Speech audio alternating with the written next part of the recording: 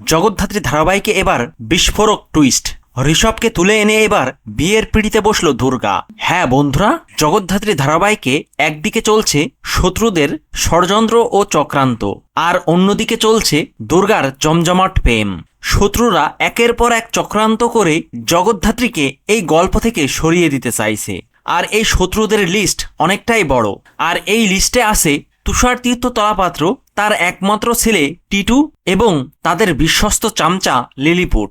আছে জগদ্ধাত্রীর পুরনো শত্রু সঞ্জিত ব্যানার্জি, সাথে আছে উৎসব মেহেন্দি বৈদেহী মুখার্জি ও চন্দ্রনাথ মুখার্জি। আর এদের সকলের একটাই লক্ষ্য, জগদ্ধাত্রীকে দুনিয়া থেকে সরিয়ে দেওয়া। তবে জগদ্ধাত্রীর কপাল এতটাই ভালো যে তাদের এই চেষ্টা বারবার ব্যর্থ হচ্ছে। অন্যদিকে দুর্গা ঋষভকে মন দিয়ে পড়ে গেছে মহাবিপদে। ঋষভের পরিবার তাদের পছন্দ করা মেয়ের সঙ্গে ঋষভের বিয়ে ঠিক করেছে, কিন্তু ঋষভ তার বাবা মায়ের পছন্দ করা মেয়েকে বিয়ে করতে চায় না, কেননা ঋষভও দুর্গাকে ভালোবেসে ফেলেছে।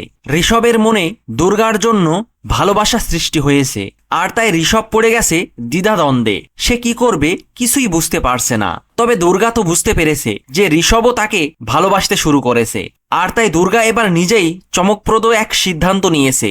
দুর্গা ঋষভকে জানিয়ে দিয়েছে ঋষভের পরিবার যদি জোর করে ঋষভকে অন্য কারো সাথে বিয়ে দেয় তাহলে দুর্গাও থেমে থাকবে না।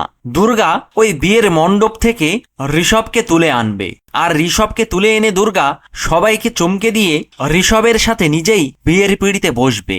আর ঋষভের পরিবার যখন জানতে পারবে দুর্গা মুখার্জি পরিবারের মেয়ে, তখন ঋষভের বাবা মাও দুর্গাকে মেনে নিয়ে দুজনকে আশীর্বাদ করবে। তো বন্ধুরা, দুর্গা যদি সত্যিই ঋষভকে তুলে এনে বিয়ের পিঁড়িতে বসে তাহলে সেটা দেখতে আপনাদের কেমন লাগবে কমেন্ট করে জানিয়ে দিন আপনাদের মতামত। ভিডিওটি ভালো লাগলে লাইক, শেয়ার ও সাবস্ক্রাইব করে সাথে থাকুন।